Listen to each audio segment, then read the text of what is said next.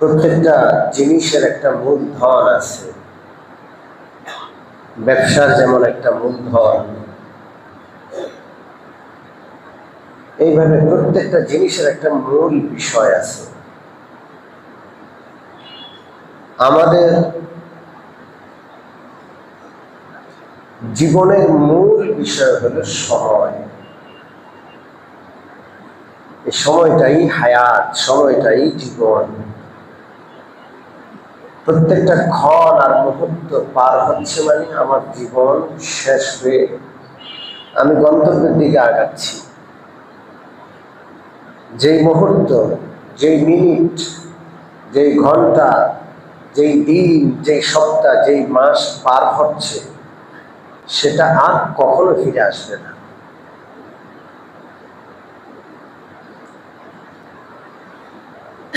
মানুষ দিবস পালন করে, মনে করে ঘুরে ঘুরে দিবস আসে না।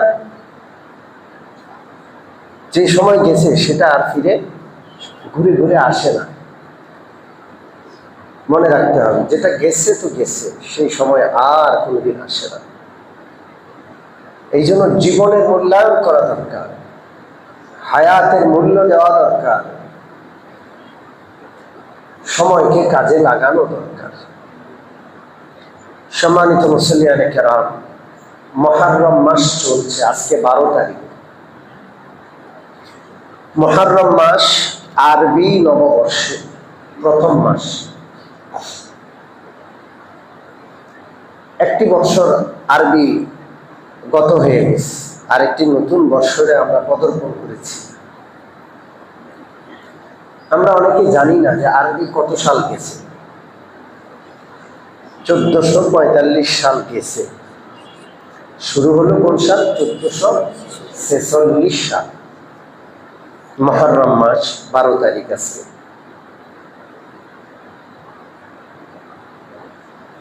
এই যে সময়ের হিসাব, এটা কেন? যেন আমরা সময়ের মূল্যায়ন করতে পারি। হিসাব নাই যার, যে ব্যবসা প্রতিষ্ঠানে হিসাব নাই, সেই ব্যবসা প্রতিষ্ঠান কখনো লাভের মুখ দেখবে না, ধ্বংস হয়ে যাবে। প্রত্যেকটা জিনিসের হিসাব লাগে, আমার আয় আমার ব্যয়ের হিসাব লাগবে। মানুষ যদি নির্দিষ্ট খরচের চেয়ে বেশি করে ফেলে তো মানুষ আফসোস করে যে আরে এটা বেশি দাম দিয়ে কেনা হলো, এটাতে আমি জিততে পারি নাই। কোন একটা জিনিস বিক্রি করার ঘটনাচক্রে মূল্য পাই নাই। কোরবানির বাজারে গরু নিয়ে আসছে, পশু নিয়ে আসছে, মূল্য পায় নাই। কৃষক কাঁদতে কাঁদতে যায় যে আরে আমি মূল্য পাই নাই। সম্মানিত মুসল্লিয়ানে কেরাম, আমাদের হায়াতের সময়ের মূল্যায়ন করা দরকার। মূল্য না পেলে বা মূল্যায়ন না করলে সেই ব্যাপারে আফসোস হওয়া দরকার। আল্লাহ যেন আমাদেরকে এটা করার তৌফিক দান করেন। আমরা যেন হায়াতের মূল্যায়ন করি। এই জন্য সময়ের হিসাব আল্লাহ তাআলা যেই দিন আসমান জমিন সৃষ্টি করেছেন সেদিন থেকে আল্লাহ সময়ের হিসাব শুরু করে দিয়েছেন। আল্লাহর পক্ষ থেকে সময়ের হিসাব আল্লাহ দান করে দিয়েছেন। সূরা তাওবায় আল্লাহ বলেন, ইন্না ইদ্দাতাশ শুহুরি ইনদাল্লাহি 12 শাহরা। আল্লাহ রাব্বুল আলামিনের নিকট মাসের সংখ্যা 12টা। কয়টা মাস? বৎসরে কয়টা মাস? এটা কবে থেকে? ইয়াউমা খালাকাস সামাওয়াতি ওয়াল আরদা মিনহা আরবাআতুন হুরুম। যেদিন থেকে আল্লাহ আসমান জমিন এই সৃষ্টি জগৎকে সৃষ্টি করেছেন সেদিন থেকে আল্লাহ সময়ের হিসাব রাখা শিখিয়েছেন। সময়ের হিসাব যেন মানুষ রাখতে পারে, এই জন্য 12টা মাস আল্লাহ দিয়েছেন। আল্লাহ বছরে কয়টা মাস? 12টা মাস। সম্মানিত মুসল্লিয়ানে কেরাম, আপনারা জিজ্ঞেস করবেন হুজুর কতগুলো সন আছে? ইংরেজি সন আছে জানুয়ারি, ফেব্রুয়ারি, মার্চ, এপ্রিল। এরপরে বাংলা সন আছে বৈশাখ, জ্যৈষ্ঠ, আষাঢ়, শ্রাবণ, আছে না নাই? এরপরে আরবি সন আছে মুহররম, সফর, রবিউল আউয়াল ইত্যাদি। তো আল্লাহ তাআলা কোন মাসগুলো দিয়েছেন? দেখেন, এই গোটা পৃথিবীতে অনেক রকমের সন আছে। একটা হইল সৌরবর্ষ, সূর্যের দেখে, সূর্য দেখে সেই সন, সে মাস ঠিক করা হয়, সেটা হলো ইংরেজি বর্ষ। আরেকটা হলো চন্দ্র বৎসর, চাঁদের হিসাবে বৎসরের হিসাব করা হয়, আরবি বৎসর যেটা আমরা হিসাব করি। আরো বিভিন্ন সন আছে। আমাদের যে বাংলা সন, এটা হলো ফসলি বৎসর। কি বৎসর? ফসল। কোন কোন মাসে ফসল বপন করতে হয়, কোন কোন মাসে ফসল কেটে ঘরে আনতে হয়। এই সনগুলো বা এই মাসগুলো বিভিন্ন জনের আবিষ্কার, শুধু একটা বৎসর ছাড়া। চান্দ্র বৎসর, এটা স্বয়ং কে দান করেছেন? আল্লাহ। এই জন্য আল্লাহ তাআলা এই আয়াতে যেই বৎসর বা যেই সনের 12 মাসের কথা বলছেন, সেটা হলো চান্দ্র বৎসর। এই জন্য সূরা বাকারাতে আল্লাহ তাআলা চান্দ্র বৎসরের হিসাবের কথা আলোচনায় আনছেন। ইয়াসআলুনাকা আনিল আহিল্লাহ কুল হিয়া মাওয়াকিতু লিন-নাসি ওয়াল হজ। ও নবীজি, সাহাবীরা আপনাকে জিজ্ঞাসা করে, চাঁদ কখনো ছোট থাকে, কখনো বড় হয়। মাসের প্রথমে চাঁদ ছোট হয়ে ওঠে, 14 তারিখ পূর্ণিমার রাত্রে পূর্ণ হয়। আবার মাস যখন শেষ হতে লাগে, চাঁদটা আবার কি হতে থাকে? ছোট হতে থাকে। আরবি মাসের শেষে গিয়ে অমাবস্যা হয়, আর চাঁদ দেখাই যায় না। এই যে চাঁদ বড় হয়, ছোট হয়, এটা কেন হয়? সাহাবারা জিজ্ঞেস করলেন। তো আল্লাহ রাসূল জবাব দিলেন না। সাহাবাদের এই জিজ্ঞাসার জবাব স্বয়ং কে দিলেন? আল্লাহ। কুল হিয়া মাওয়াকিতু লিন-নাসি ওয়াল হজ। ও নবীজি, আপনি বলে দিন, এই চাঁদ দেখে তোমরা হিসাব করবা, বৎসরের হিসাব করবা, মাসের হিসাব করবা, হজ কখন আদায় করবা, হজের সময়ের হিসাব করবা, রমজানের সময়ের হিসাব করবা, কোরবানির সময়ের হিসাব করবা। অর্থাৎ আল্লাহর পক্ষ থেকে যে জীবন বা হায়াত দেওয়া হয়েছে, সে হায়াতের হিসাব, আল্লাহর পক্ষ থেকে যে ইবাদত দেওয়া হয়েছে, সেই ইবাদতের হিসাব করবা চাঁদ দেখে। এটা কে বলছেন? আল্লাহ। সম্মানিত উপস্থিতি, যতগুলো বর্ষের হিসাব আছে, শুধুমাত্র আপনি চান্দ্র বর্ষের হিসাবটা পৃথিবীর যে কোনো প্রান্তে থাকেন আপনি হিসাব রাখতে পারবেন, কোনো কিচ্ছু লাগবে না আপনার। আপনি পাহাড়ে আছেন, পর্বতে আছেন, অথবা গহীন জঙ্গলে আছেন, রাত আসার সাথে সাথে চাঁদ দেখে আপনি বলতে পারবেন এখন মধ্য মাস। কথা কি বুঝে আসছে? পশ্চিম দিকে চাঁদ উঠলে আপনি বুঝবেন যে এখন মাসের শুরু, চাঁদটা চিকন হইলেও পশ্চিম দিক থেকে উঠছে। যখন চাঁদটা পূর্ব দিকে যাবে, আপনি বুঝবেন যে এখন মাসের শেষ। পড়াশোনার দরকার নাই, ঘড়ি দেখার দরকার নাই। একটা একবারে মূর্খ মানুষ, যার পড়াশোনা নাই, কোনো মাধ্যম নাই অন্য কিছু সময় হিসাব করার, সেও আকাশের দিকে তাকায় রাতের অন্ধকারে চাঁদ দেখে একটা আন্দাজ করতে পারবে যে এখন মাসের শুরু কিংবা মাসের কি শেষ বা মাসের মাঝখান। আল্লাহ তাআলা হিসাব রক্ষার জন্য চাঁদ দান করেছে। সুবহানাল্লাহ। অন্য হিসাবগুলো রাখা যাবে, কোনো অসুবিধা নেই, ওইটা মানব তৈরি, রাখা যাবে, কোনো অসুবিধা নেই। কিন্তু চাঁদের হিসাব আমাদের রাখা ফরজে কিফায়া। এটা কি? জোরে বলেন। কেন? হজের সম্পর্ক, রমজানের রোজার সম্পর্ক, ঈদ উল ফিতরের সম্পর্ক, ঈদ উল আজহার সম্পর্ক, শবে বরাত, শবে কদরের সম্পর্ক কিসের সাথে? চাঁদের সাথে। জোরে বলেন, কিসের সাথে? চাঁদের সাথে। মহিলারা স্বামী মারা গেলে ইদ্যত পালন করে, চান্দ্রমাস হিসেবে ইদ্যত পালন করতে হবে। যাকাত আদায় করতে হয় বৎসরে একবার। কোন বৎসর? জানুয়ারি ফেব্রুয়ারির বৎসর না, চাঁদের বৎসর। হজ, যাকাত, রমজানের রোজা, ঈদ, শবে বরাত, শবে কদর, মুহররম, সব কিছুর সম্পর্ক কিসের সাথে? চান্দ্র বৎসরের সাথে। কিন্তু চান্দ্র বৎসরের হিসাব রাখা এটা ফরজে কিফায়া। কেউ যদি না রাখে সবাই গুনাহগার হবে, আর কিছু মানুষ যদি রেখে দেয় বাকিদের পক্ষ থেকে কি হবে? আদায় হয়ে যাবে। বড় আফসোসের বিষয়, আমরা সাধারণ মুসলমান এই হিসাবটা মোটেই রাখি না, এমনকি চান্দ্র মাসের নামগুলোও জানি না। বেশিরভাগ মানুষ আমরা জানি না, ঠিক কি ঠিক না? শিখে নিব ইনশাল্লাহ, আমাদের বাচ্চাদেরকে শেখাবো ইনশাল্লাহ। ওরা যেন চাঁদের মাসের হিসাব রাখে। আমরা ঘরে আমার মা বোনদেরকে শিখাবো যে এখন আরবি কোন মাস চলছে, ক্যালেন্ডার দেখে দেখে আরবি তারিখ মুখস্থ রাখবো। আল্লাহ যেন তৌফিক দান করেন, জোরে বলেন আমিন। এই চান্দ্র বৎসরের হিসাব যেই দিন আসমান জমিন আল্লাহ সৃষ্টি করেছেন সেদিন থেকে আল্লাহ দিয়ে দিয়েছেন। এখন কেউ যদি প্রশ্ন করেন যে তাহলে 1446 হিজরি, তাহলে আসমান জমিন তৈরি হয়েছে 1446 বছর? না, চান্দ্র বৎসরের হিসাব আগে থেকেও ছিল, কিন্তু বিভিন্ন সময়ে মানুষ সময় হিসাব রাখার জন্য মানুষ বড় কোনো ঘটনাকে অবলম্বন করে। কি কি অবলম্বন করে? বড় কোনো ঘটনাকে।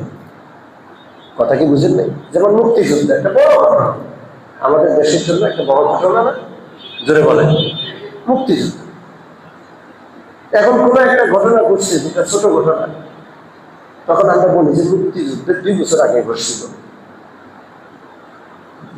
অথবা কোনো ঘটনা ঘটছে পরে, তখন আমরা বলি মুক্তিযুদ্ধের 5 বছর পরের ঘটনা।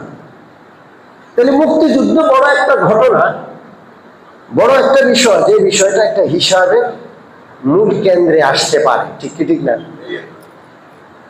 1446 হিজরি, হিজরত একটা মূল বড় ঘটনা, যেখান থেকে আল্লাহ রাসূল সাল্লাল্লাহু আলাইহি ওয়াসাল্লামের হিজরতের ঘটনা এত বড় ঘটনা, যেখান থেকে মুসলমানরা হিজরি সনের গণনাটা ধরেছে।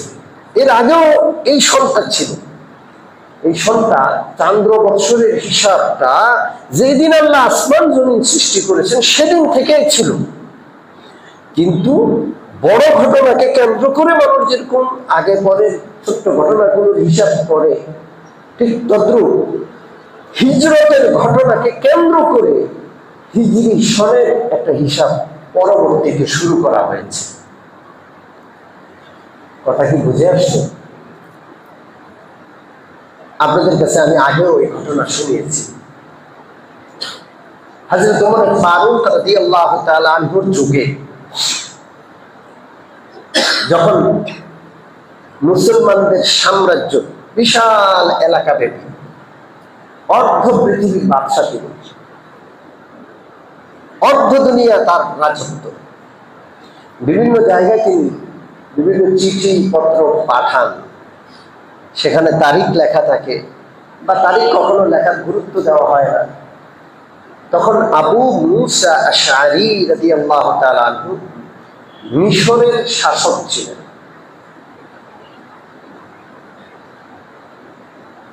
আবু মুসা আশআরী রাদিয়াল্লাহু তাআলা আনহু ইয়েমেনের শাসক ছিলেন। তিনি হযরত ওমরকে পরামর্শ দিলেন যে আপনার প্রত্যেকটা চিঠির মধ্যে তারিখ থাকা উচিত। হযরত ওমর রাদিয়াল্লাহু তাআলা আনহু তার পরামর্শ গ্রহণ করে সাহাবাদেরকে একত্র করলেন, কবে থেকে তারিখটার হিসাব করা যায়। সাহাবাদের এই পরামর্শ সভায় বিভিন্ন মতামত আসলো। কেউ বললেন আল্লাহ রাসূলের জন্ম থেকে একটা সনের গণনা শুরু করা যেতে পারে। হযরত ওমর ফারুক রাদিয়াল্লাহু তাআলা আনহু এটাকে গ্রহণ করলেন না, কারণ খ্রিস্টানরা সন গণনা করে হযরত ঈসা আলাইহিস সালামের জন্মের সময় থেকে।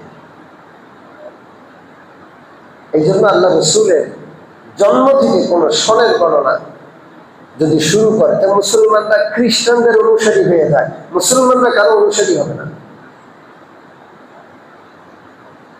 আবার পরামর্শ আসলো যে মুহাম্মদুর রাসূলুল্লাহ ইন্তেকালের বছর থেকে সন গণনা করা হবে। হযরত ওমর এটাকেও গ্রহণ করলেন না, আর বললেন যে আল্লাহ রসুলের ইন্তেকাল এটা বিশাল বড় একটা দুঃখ, কষ্ট, মুসিবত। এই মুসিবত আমাদের সংগণনার কেন্দ্র হতে পারে না। এটা শোক, এটা আমাদের জন্য কষ্টের বিষয়। পরামর্শ আসলো আল্লাহ রসুলের নবুয়তের সন থেকে ঘোষণা করা হোক। হযরত ওমর ফারুক বললেন, সমস্ত নবীরাই তো নবুয়ত লাভ করেছেন, নবুয়তের সন থেকে নয়। শেষ পর্যন্ত সিদ্ধান্ত হলো আল্লাহর হাবিব সাল্লাল্লাহু আলাইহি ওয়াসাল্লাম যেই বছর মক্কা ছেড়ে মদিনায় হিজরত করলেন, সেই বছর থেকে হিজরি সনের গণনা শুরু করা হবে। সুবহানাল্লাহ। সম্মানিত উপস্থিতি, হিজরত এটা অনেক বড় একটা ত্যাগ, এটা অনেক বড় একটা কি ত্যাগ, অনেক কষ্টের একটা বিষয়, অনেক কষ্ট। একটা মানুষ সারা জীবনের সমস্ত সাধনা কষ্ট করে একটা ঘর তৈরি করে, একটা ঠিকানা নির্মাণ করে, সে নিজে সেখানে বসবাস করে, এটা তার ঠিকানা, তার প্রজন্মের ঠিকানা। আমি যে ঘরটায় বসবাস করি, যে মহল্লাতে বসবাস করি, যে এলাকায় বসবাস করি, আমার বাড়ি, আমার জন্মস্থান, আমার ঘর, আমার সন্তানের ঠিকানা।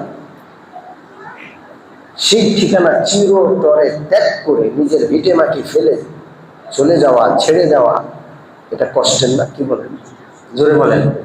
অনেক কষ্ট, অনেক কষ্ট। এত বড় ত্যাগ, এত বড় কষ্ট আল্লাহ রসুল করলেন, সাহাবারা করলেন ব্যবসা করার জন্য? কথা কয় না। আমাদের অনেকেই বাংলাদেশকে বাদ দিয়া ব্রিটেনে থাকে, লন্ডনে এখন থাকে, এখন আর বাংলাদেশে থাকে না, ওখানকার গ্রিন কার্ড পেয়ে গেছে, আছে না নাই? ওরা নিজের দেশ ছাড়ছে, অন্য দেশের নাগরিকত্ব গ্রহণ করেছে। এটা কিসের জন্য? সুবিধার জন্য। কিসের জন্য?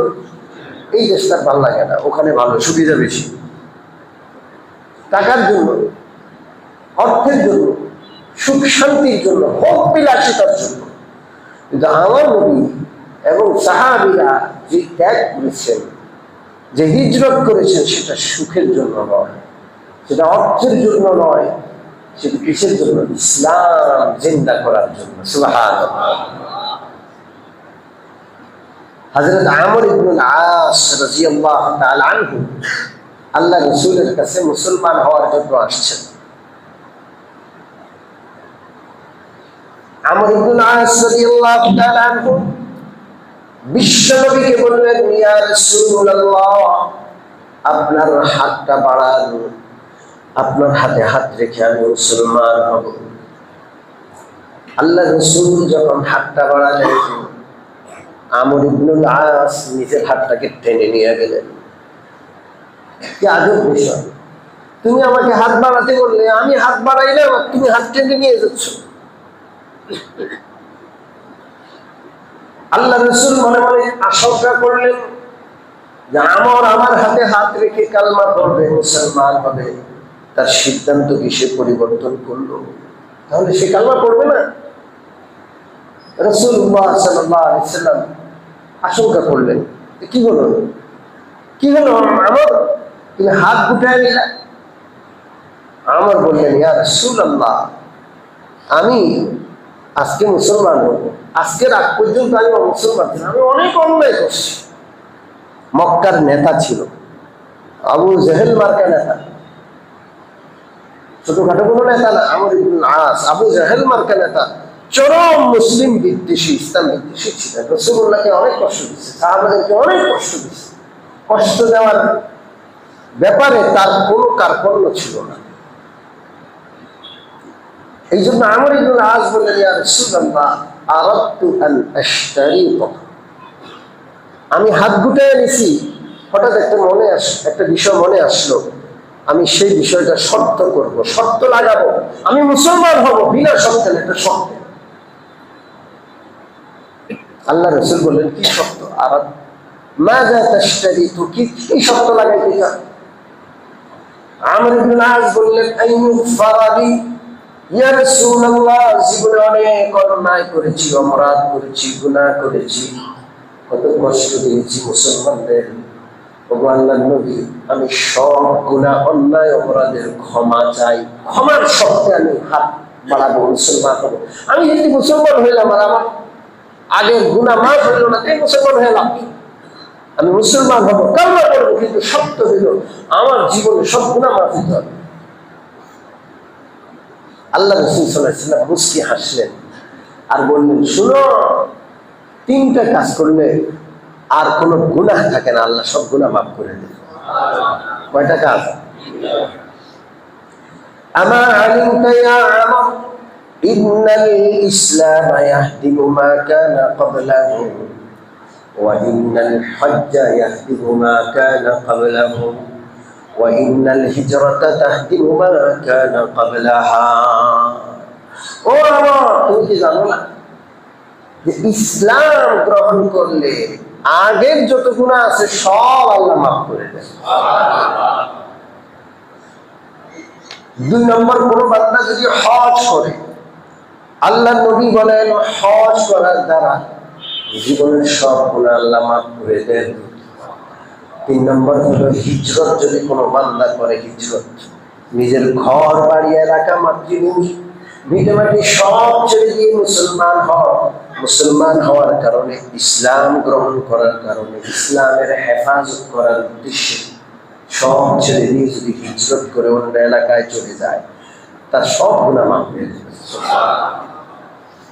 সম্মানিত মুসল্লিয়ানে কেরাম, মুসলমান হলে গুনাহ মাফ হবে, আলহামদুলিল্লাহ, এটা আমরা জানি। হজ করলেও কি হয়ে যায়? গুনাহ মাফ হয়ে যায়, আলহামদুলিল্লাহ।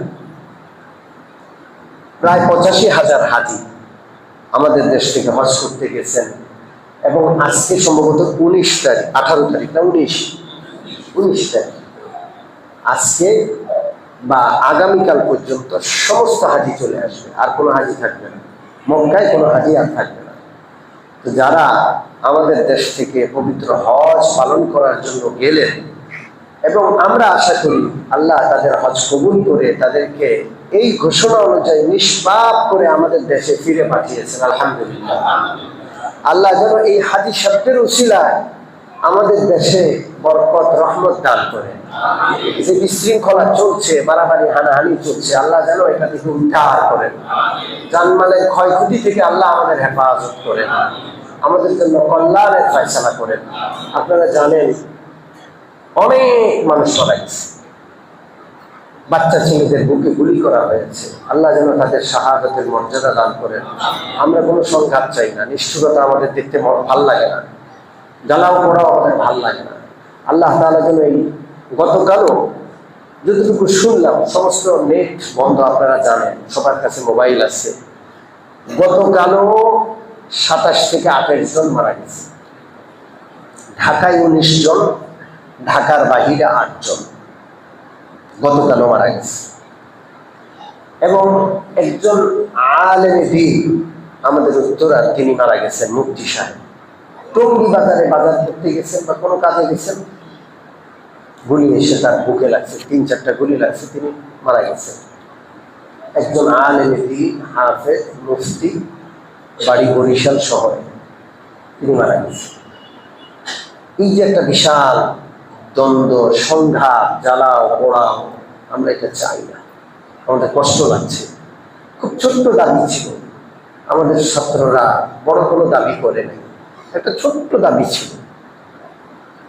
এই দাবিটা মেনে নিলে এই সংঘাতটা হতো না, হতো নাকি বলে? এটা কি খুব বড় দাবি? অন্যায় দাবি ছিল, যদি বলেন অন্যায়।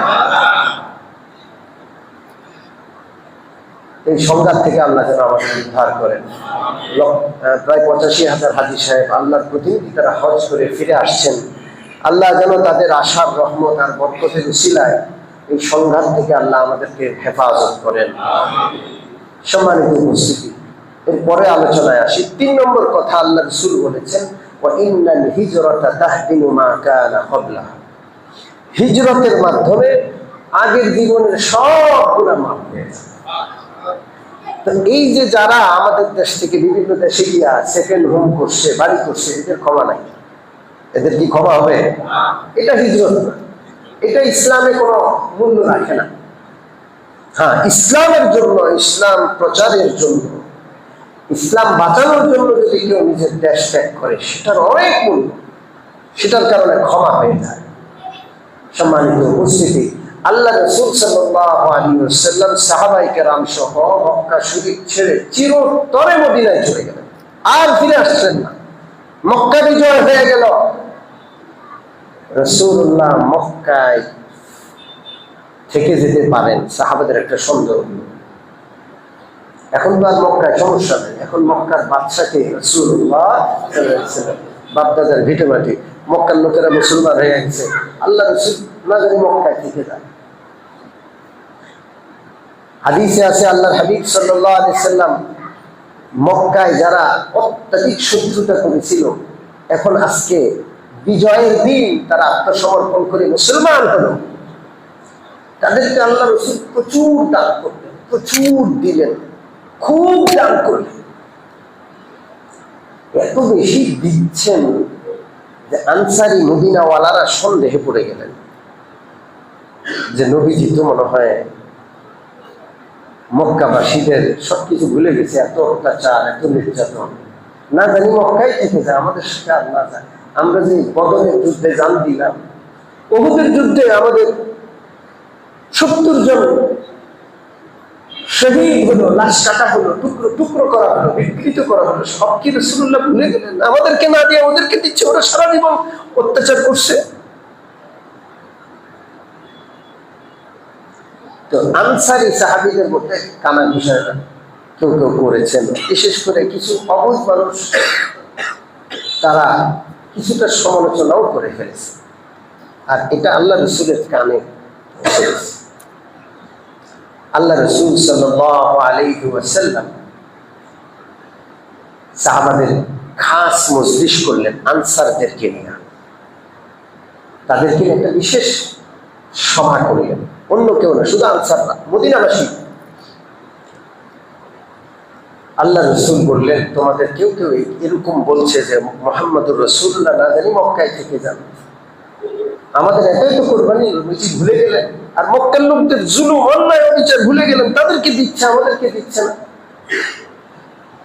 আল্লাহ রাসূল সাল্লাল্লাহু আলাইহি ওয়াসাল্লাম তখন বললেন, তোমরা কি এতে খুশি নও যে মক্কাওয়ালারা উটের পাল, ঘোড়ার পাল, বিভিন্ন অনুদান নিয়ে তারা যাবে, আর তোমরা মুহাম্মদুর রাসূলুল্লাহকে নিয়ে মদিনায় যাবা?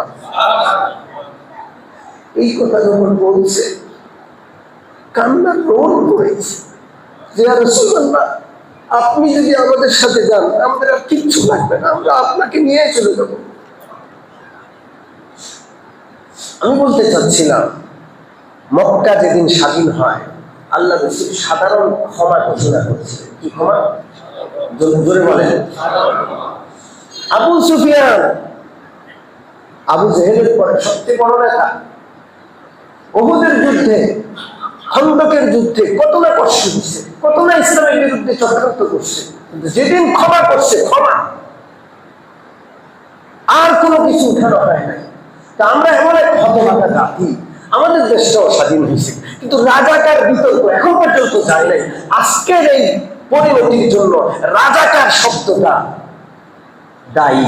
এখনো কেন আমরা আমাদের শাসকদের মুখে রাজাকার শব্দ শুনতে হয়? অথচ যুদ্ধের পরপরই কিন্তু সাধারণ ক্ষমা ঘোষণা করা হয়েছে। যারা যুদ্ধ দেখে নাই, ৭১ দেখে নাই, যারা ১৫-১৬ বছরের সন্তান, ১৮-২০ বছরের বাচ্চা, না এরা রাজাকার বুঝে, না মুক্তিযুদ্ধ দেখছে, এদেরকেও রাজাকার বলা হচ্ছে। কেন? বিজয় বিভক্তি বলেন। আজকে পরিণতিটা এই বিজয় বিভক্তির কারণে, এটা ভুগতে হবে। জাতিকে এক করা দরকার, সেই জায়গায় জাতিকে বিভক্ত করে যারা এই কাজ করবে তারা কোনোদিন সফল হতে পারবে না। আল্লাহ যেন সকলকে হেদায়েত নসিব করেন। আমরা সবার জন্য দোয়া করি, আমরা সবার প্রতি হিতাকাঙ্ক্ষী, আমরা সবার প্রতি হিতাকাঙ্ক্ষী। আল্লাহ তাআলা যেন আমাদের শাসকদেরকেও কবুল করেন, তাদেরকেও আল্লাহ হেদায়েত নসিব করেন, জাতিকে বিভক্তকরণের এই পথ তারা যেন পরিহার করে জাতিকে ঐক্যবদ্ধ করার পথে আগানোর তৌফিক আল্লাহ তাদেরকে দান করেন।